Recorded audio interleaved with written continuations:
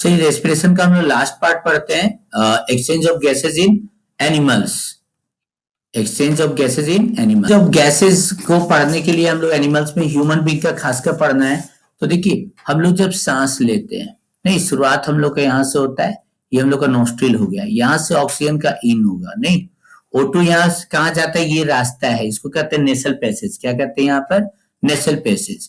यहाँ से होता हुआ ये एयर यहाँ पे हो गया, माउथ है हम लोग का, माउथ और ये दोनों एक जगह जहां मिल जाता है इसको कहते हैं फेरिंग्स। ये हो गया फेरिंग्स। यहां से ये होता हुआ ऑक्सीजन कहाँ पहुंचता है हम लोग के लैरिंग्स। ये जहां कंठ यहाँ पर रहता है लैरिंग्स, ये वाला हिस्सा इधर साइड से जाता है एसोफेगस साइड, तो इसको आप लोग को ध्यान नहीं देना है, इसके बारे में अभी हम लोग को नहीं पढ़ना है। लैरिंग्स के पास यहाँ पर आता है rings of cartilage, wind pipe जिसको कहते हैं ट्रेकिया, इस प्रकार का रहता है हम लोग के, नहीं। और यहाँ पे देखते जाओ, ठीक ये ट्रेकिया, ये हो गया आपका ब्रोंकियाई। क्या हो गया, ब्रोंकियाई। ब्रोंकियाई जब पार्ट में बढ़ जाता है तो इसको कहते हैं ब्रोंक्यूल्स। क्या कहेंगे इसको, ब्रोंक्यूल्स। इसमें मान लीजिए कि हम थोड़ा सा जल्दी में आप लोग को पिक्चर बनाने दिखा देते हैं, आप लोग इसको देखिएगा, समझने लायक बता देते हैं। यही सेम पार्ट इधर जो बना, यही पार्ट आप लोग का सेम इधर ही बनेगा, ठीक है।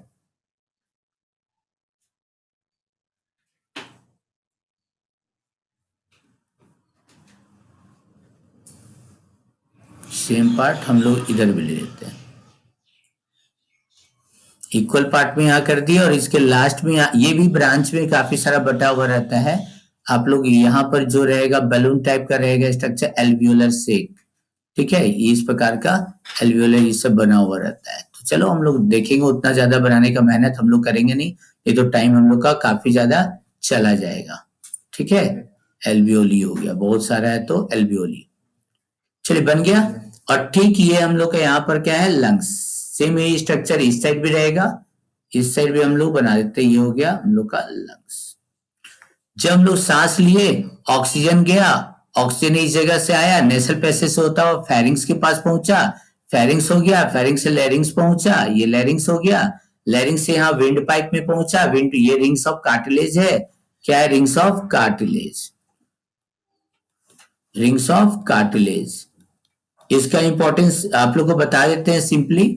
जैसे गला वगैरह दबाता है, अगर इसको दाब दिए तो यहाँ का जो पार्ट है काफी सॉफ्ट होता है, लसलसा होता है, और ये चिपक जाएगा तो फिर एयर यहाँ पे पास नहीं होगा, हम लोग सांस नहीं ले पाएंगे, नहीं।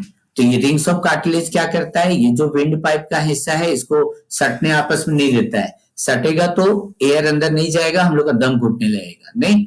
जो गला वगैरह दाबता तो एक्चुअली क्या होता है, रिंग्स ऑफ कार्टिलेज दब जाता है, और दोनों हम लोग को लसलसा पार्ट चिपक गया तो फिर सांस नहीं ले पाओगे, मर जाओगे, नहीं। ये हवा यहाँ पर आया, ये हो गया हिस्सा ब्रोंकियाई, ये क्या कहलाएगा, ब्रोंकियाई। ब्रोंकियाई जब बहुत सारे पार्ट में बढ़ जाता है, देखो यहाँ ब्रांच में दिख रहा है, तो इसको कहेंगे ब्रोंक्यूल्स। क्या कहेंगे, ब्रोंक्यूल्स। ये जो हो गया ये बहुत सारा है, इसको कहते हैं एल्वियोली। क्या कहते हैं इसको, एल्वियोली।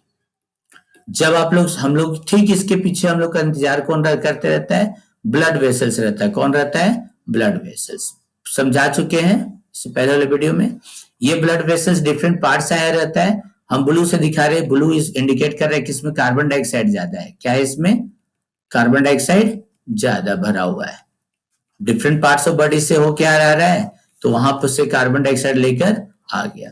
जबकि अभी हम लोग सांस लिए हैं, सांस से ऑक्सीजन आया, तो यहाँ डॉट डॉट हम दिखा दे रहे रेड से, और ऑक्सीजन है, ये क्या है, ऑक्सीजन है।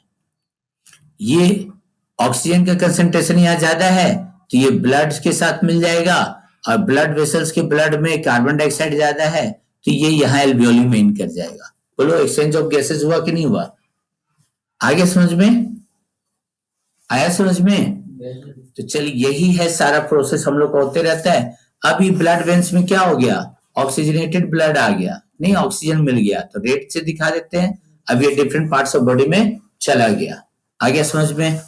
तो चलिए आगे हम लोग लिखते हैं, इसका टारगेट है हम लोग का रेस्पिरेशन इन या गैसेस एक्सचेंज इन एनिमल्स। चलिए यहाँ पहला क्वेश्चन देते हैं, what do you mean by respiratory system. What do you mean? Sorry, you mean by respiratory system?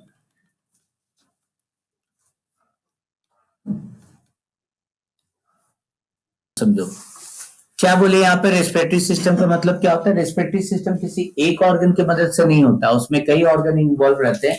जैसे अभी आप लोगों को समझाया कि सांस लो तो नॉस्ट्रिल से जाएगा, नेसल पैसेज से होता हुआ फेरिंग्स जाएगा, फेरिंग्स होता हुआ लेरिंग्स में जाएगा, लेरिंग्स होता हुआ हम लोग का विंड पाइप में जाएगा, रिंग्स ऑफ कार्टिलेज रहता है, वहां ब्रोंकियाई होता है, ब्रोंकियाई के ब्रांच में बढ़ता है तो ब्रोंक्यूल्स कहलाया। उसके ब्रोंक्यूल्स के लास्ट में बलून लाइक स्ट्रक्चर होता है जिसको एल्वियोली है। नहीं, सारा का सारा इन्वॉल्व होता है तब जाके रेस्पिरेशन हम लोग का पूरा नहीं। तो ये सारे ऑर्गन्स को एक साथ हम लोग क्या कहें, रेस्पिरेटरी सिस्टम कहें। अब इसमें आता है कि तुम्हारा अगर मान लो रेस्पिरेटरी सिस्टम है तो उसका क्या क्वालिटी होना चाहिए। एक अच्छा रेस्पिरेटरी सिस्टम क्या होता है, खूब दारू पियो और खूब सिगरेट फूको तो उसके बाद हम लोग का मजबूत रेस्पिरेटरी सिस्टम बन जाता है, बनता है ना। देखो ठीक है, बढ़िया है, बना ना। उसके बाद आना सर के पास, ठीक है। तो चलिए यहाँ पे एक और क्वेश्चन बना देते हैं आप लोग का कि हम लोग का एक अच्छा रेस्पिरेटरी सिस्टम के लिए क्या क्या क्वालिटी होना चाहिए, ठीक है। तो लिखते हैं, राइट द फीचर्स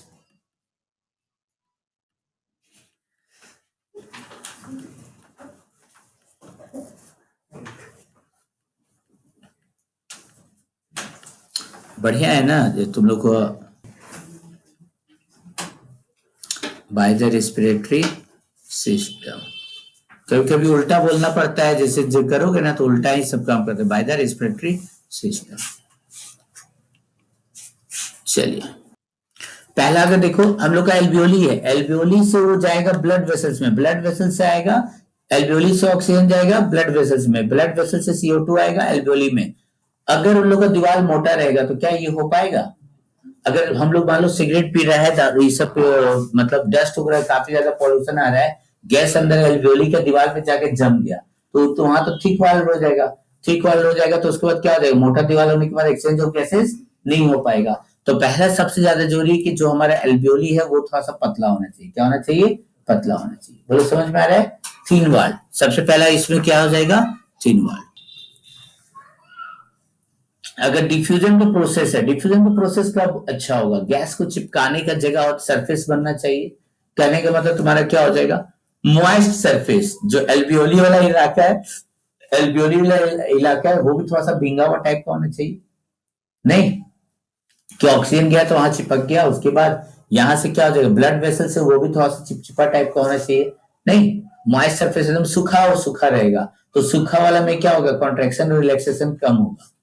सूखा हुआ पत्ता ले लो, उसको ऐसे लेके फोल्ड करो, फोल्ड होगा क्या, हो तो कटरा के टूट जाएगा। तो वही जब हरा पत्ता ग्रीनी पत्ता रहता है, मॉइस्ट से उसमें मॉइस्चर रहता है तो आराम से उसको क्या होता है, फ्लेक्सिबल होता है ना। तो दूसरा इसके लिए क्राइटेरिया, पहला क्राइटेरिया क्या हो गया, थिन वाल। दूसरा क्राइटेरिया क्या बोल दी, रेस्पिरेटरी सिस्टम जो हम लोग का लंग्स वगैरह होना चाहिए वो क्या होना चाहिए, मॉइस्ट होना चाहिए। क्या होना चाहिए, मॉइस्ट मतलब भींगा हुआ, गीला होना चाहिए।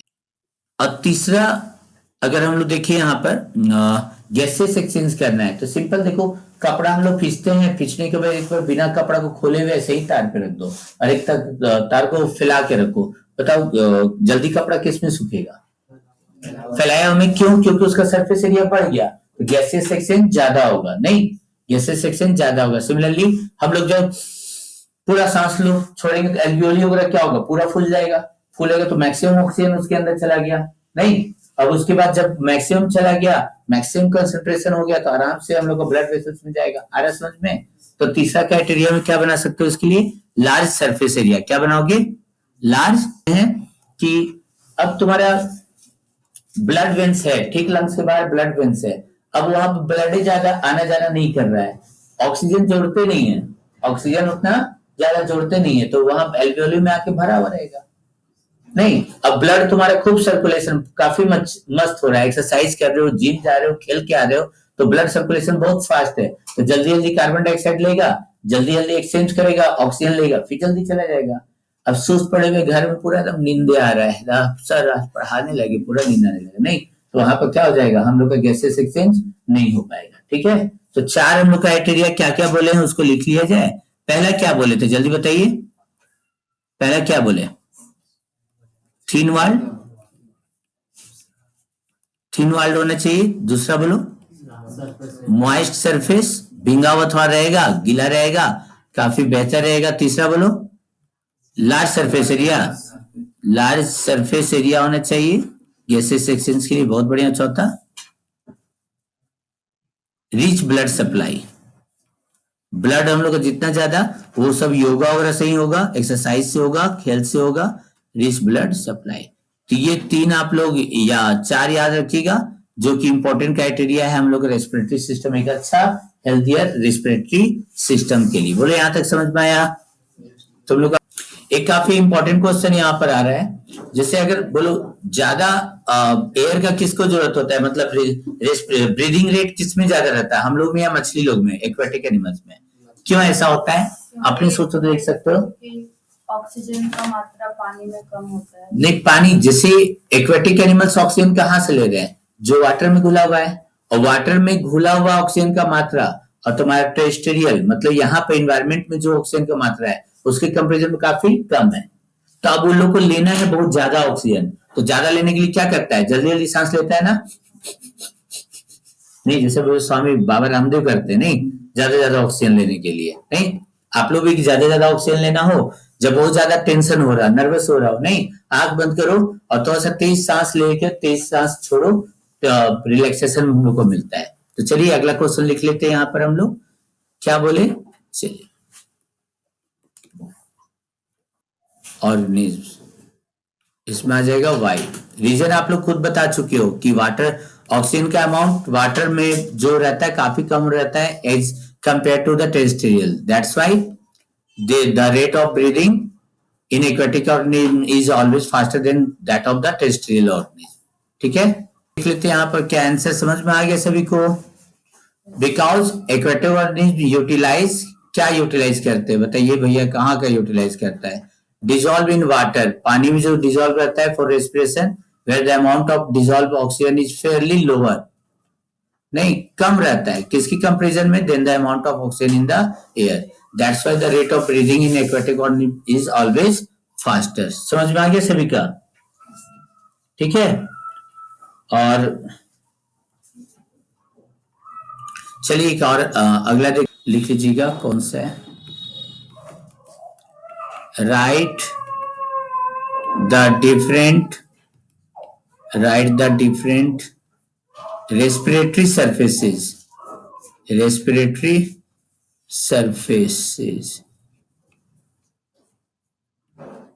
in following animals।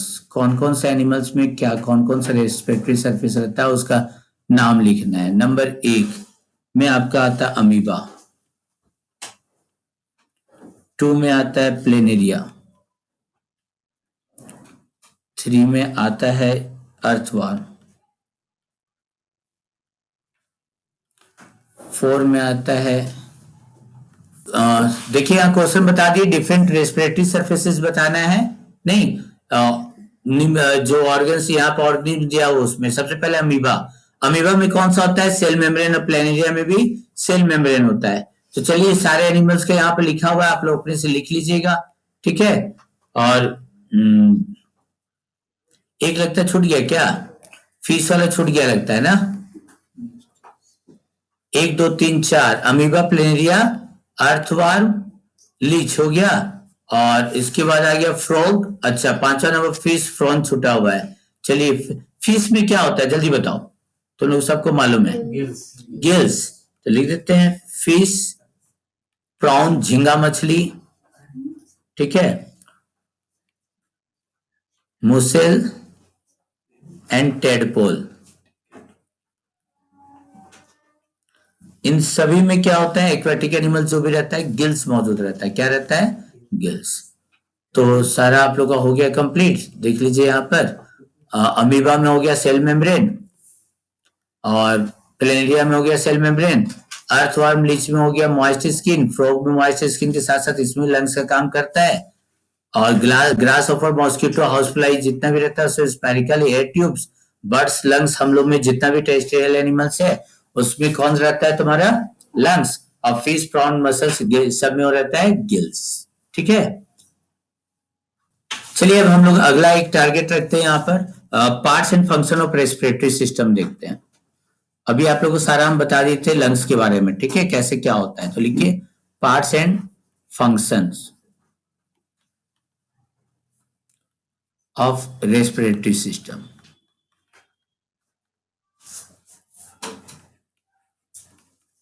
देखो सबसे पहले एयर कहां से पास हुआ था, हम लोग का इंटर किया था नॉस्ट्रिल से। कहां किया था? नॉस्ट्रिल, ठीक है। तो सबसे पहले हम लोग स्टार्ट करते हैं नॉस्ट्रिल से, लिखवा देते हैं यहाँ पर, नॉस्ट्रिल के बारे में पढ़ते हैं हम लोग, ठीक है। तो पहला स्टेप में एयर जो हम लोग का एंट्री करता है हमारे बॉडी के अंदर, वो कहां से पास करता है? नॉस्ट्रिल से। नाक का जो दोनों छेद रहता है, आप लोग को फोटो इसको रहता है ना, नाक वगैरह सामने अगर बना दो, ये हो गया, इधर से नहीं, ठीक है। इसके अंदर क्या रहता है ना, नाक के अंदर देखोगे तो नाक के अंदर हम लोग का छोटा छोटा बाल रहता है। क्या रहता है? बहुत छोटा छोटा बाल रहता है। ये बाल क्या करता है ना, हम लोग सबको देखना, बहुत कोई कैंची से कटवाता भी है। एक्चुअली अगर किसी तरह कोई मतलब डस्ट पार्टिकल इंटर कर रहा है, या उसको क्या करते हैं, गंदगी वगैरह जो रहता है, वो हेयर उसको क्या करता है? छानने का काम करता है, फिल्टर काम करता है। तो चलो अच्छा है, हेयर है, अच्छा है, कटवा लो, छटवा लेना ज्यादा अच्छा रहता है, बट पूरी तरह से हटा देना भी सही नहीं रहता है। दूसरा इसका लिख लेते हैं नोस्ट्रिल के बारे में। चलिए इसे समझा देंगे, इसको लिख लीजिएगा, ठीक है, क्या कि बहुत लंबा चला जाएगा। सिंपल सी बात है, air passes through nostrils and then it enters into nasal passage. यहाँ पे क्या होता है? इट हैज मेनी फाइन, क्या होता है? हेयर। वो क्या करता है? Which acts as a filter, ठीक है, to remove the dust particles, ठीक है। अगर वो नहीं अगर रहेगा तो डस्ट पार्टिकल हमारे बॉडी के अंदर इन कर जाएगा। सेकंड लिखो नेसल पासेज, जो रास्ता से होके ऑक्सीजन अंदर एंट्री करता है उसको नेसल पासेज कहते हैं, ठीक है। एक तरह से कहो तो ये कंडीशन एयर को क्या करता है? प्योरीफाई करता है, छानने का काम करता है नेसल पैसेज, ठीक है। थर्ड में देखते हैं हम लोग फेरिंग्स। जहां नेसल पैसेज जाके खुलता है उसको कहते हैं फेरिंग्स। क्या कहते हैं इसको? फेरिंग्स। और इसके बाद एयर यहां से फेरिंग्स के बाद कहा जाता है? लेरिंग्स में। या तो फेरिंग्स इस तरह भी बोल सकते हो यहाँ पर कि जहां माउथ का पार्ट और नाक का पार्ट दोनों जाकर आपस में मिलता है, ठीक है। माउथ कैविटी और नेसल कैविटी आके जहां मिलता है उसको हम लोग कहते हैं फेरिंग्स। ये नाक का हिस्सा आया और ये मुंह का हिस्सा आया, जहां आके मिल गया उसी को हम लोग क्या कहते हैं? ये वाला हिस्सा को कहते हैं फेरिंग्स, ठीक है। इसके बाद चौथा नंबर हम लोग का आता है लैरिंग्स। लैरिंग्स को, ये जो कंठ हम लोग को दिख रहा है, साउंड बॉक्स। लैरिंग्स को क्या कह सकते हो? नहीं बोलो तो ये हम लोग का साउंड बॉक्स है। ये गड़बड़ाया तो हम लोग गड़बड़ा जाएंगे, आवाज ही नहीं निकलेगा, सही है ना। कहाँ रहता है? कहाँ रहता है? हम लोग को नेक में रहता है। कहाँ रहता है?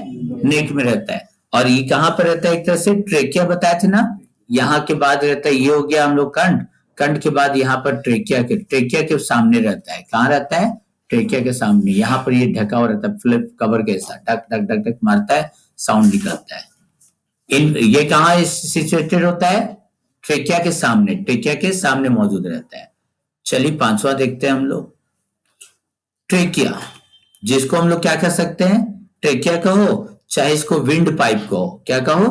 विंड पाइप, जिसके ऊपर रहता है तुम्हारा रिंग्स ऑफ कार्टिलेज, ठीक है।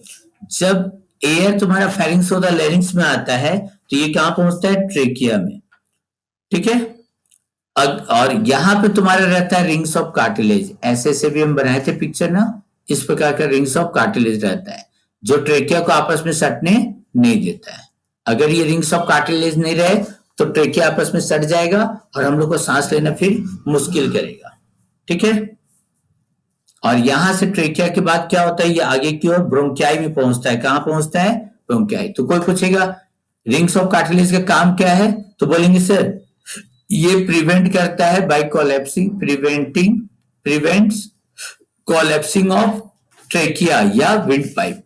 प्रिवेंट्स कोलैप्सिंग, कोलैप्स करना मतलब क्षतिग्रस्त हो जाना, कोलैप्सिंग ऑफ ट्रेकिया। यही है तुम्हारा रिंग्स ऑफ कार्टिलेज का काम। ट्रेकिया के बाद आता है, ये कहां पहुंचता है? ये कई सारा यहाँ पर मेन पार्ट ये रहता है, इसको ब्रोंकियाई कहते हैं, जो कि आगे चल के कई ब्रांच में बढ़ जाता है, जिसको ब्रोंक्यूल्स कहते हैं। तो चलिए छठा हम लोग लिख देते हैं ब्रोंकियाई। किसको कहोगे ब्रोंकियाई? अभी तुम लोग देखे रिंग्स ऑफ कार्टिलेज के बाद यहाँ आने के बाद ये दो पार्ट में बढ़ गया, ये दो पार्ट बटा, इसी को कहते हैं ब्रोंकियाई। ठीक है, ट्रेकिया क्या होता है? रिंग्स ऑफ कार्टिलेज से उतरता हुआ दो पार्ट में पड़ता है, इसी को हम लोग क्या कहते हैं? ब्रोंकियाई। और ब्रोंकियाई कई ब्रांच में बढ़ जाता है तो उसको कहते हैं ब्रोंक्यूल्स। क्या कहते हैं? ब्रोंक्यूल्स। तो चलिए लिखते हैं ब्रोंकियाई में क्या लिख सकते हैं कि trachea divides into two smaller tubes, इसको ब्रोंकियाई कहते हैं। ठीक है, और उसके बाद फिर कहां घुस जाता है? लंग्स के अंदर इन कर जाता है। सातवां लिखो ब्रोंक्यूल्स।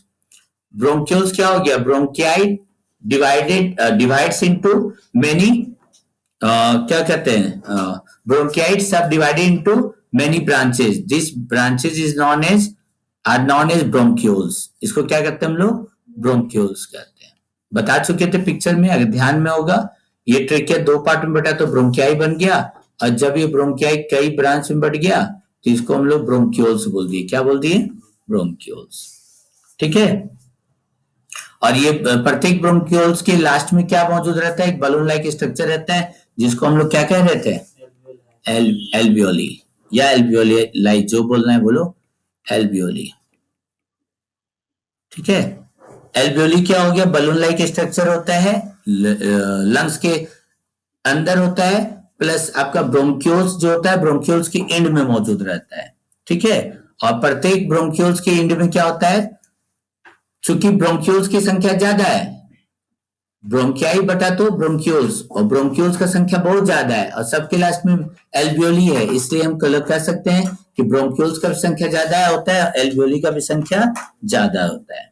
ठीक है, और ये 80 मीटर से ऊपर ज्यादा फैल सकता है, बहुत ज्यादा लंबा दूरी तक फैलता है। लास्ट में इसको देखो रिब्स, ये सारा लंग्स वगैरह को बचाने के लिए जो ऊपर में हड्डी का एक खोल रहता है उसको क्या कहते हैं? रिब्स कहते हैं। क्या कहते हैं? रिब्स। इसमें हम लोग का लगभग 12 पेयर बोन्स रहता है। अगर छाती का हड्डी और गिनोगे ना तो कितना रहता है? बोलो जल्दी। 12 पेयर का मतलब कितना हो गया बताओ? 24 रहता है। ठीक है, लंग्स और हार्ट क्या होता है? इसी के अंदर बचा हुआ रहता है, और नहीं रहेगा तो मतलब अगर हम लोग सांस लेते हो तो रिब्स हम लोग छाती का हड्डी फैलता है और फिर सिकुड़ता है। तो ये हो गया तुम्हारा क्या भी कह सकते हैं, लंग्स के बारे में बता सकते हैं कि सर लंग्स को भी इसी में डाल दो, नहीं तो ये हम लोग के हार्ट के मतलब एक तरह से फ्रंट में रहता है। इसका काम ही होता है ऑक्सीजन को एटमॉस्फेयर से लाना, और ब्लड में क्या होता है? एल्वियोली के थ्रू उसको ब्लड वेसल्स में भेज देना, और वहां से CO2 को ले लेना, लेकर फिर एल्वियोली से होता हुआ बाहर की ओर निकाल देना। ये सारा काम किसका है? लंग्स का है। और इस लंग्स के नीचे ठीक एक हम लोग पर्दा टाइप का रहता है। ठीक है, ये रहता है डायफ्राम। क्या रहता है? डायाफ्राम। स्पेलिंग बहुत खतरनाक है, स्पेलिंग देख लो कि चलो 10 पार्ट में 10वां में हम लोग लंग्स कर दिए, और 11वां में हम लोग क्या बोलते हैं? डायाफ्राम। जब हम लोग सांस लेंगे छाती हम लोग का फूलेगा, ये डायफ्राम सीधा हो जाता है, फिर सांस छोड़ते हैं ये फिर से कर्व हो जाता है। यही है तुम्हारा डायफ्राम, DIAPHRAGM। ठीक है, जब हम लोग सांस लेते हैं, ठीक है, ये खासकर ऊपर का जो हम लोग छाती का हिस्सा रहता है ना उसको कहते हैं थोरैक्स। ये जो छाती का हिस्सा हो गया थोरैक्स, और पेट का हिस्सा क्या हो जाएगा? एब्डोमेन। इसको एब्डोमेन कहेंगे और इसको थोरैक्स कैविटी कहेंगे। कैविटी मतलब खाली स्थान। नहीं, इन दोनों के बीच का बॉर्डर एक तरह से कह सकते हो डायफ्राम है। क्या है? डायफ्राम इन दोनों का बॉर्डर है। जब हम लोग सांस लेते हैं तो ये सीधा हो जाता है, जिससे इसका एरिया लंबा बढ़े। ऐसे घुमा के रखो, ऐसे करो तो एरिया क्या हो जाएगा? ऐसे हाथ घुमाए कम एरिया लग रहा है, और अगर हम लोग इसको क्या करते हैं? फैला देते हैं तो एरिया बढ़ गया कि नहीं बढ़ गया? जब हम लोग सांस तेजी से लेते हैं तो लेने के बाद क्या होता है? डायफ्राम सीधा हो जाता है, और हम लोग का एरिया क्या हो जाता है? बड़ा हो जाता है। एरिया बड़ा हो जाता है तो ज्यादा से ज्यादा अमाउंट में सांस को हम लोग हवा को अपने शरीर के अंदर बुला लेते हैं। ठीक है, तो ये सारा का सारा आपका कंप्लीट हो गया। अब इसके बाद आप लोग देखिएगा अगला बार नेक्स्ट वीडियो में।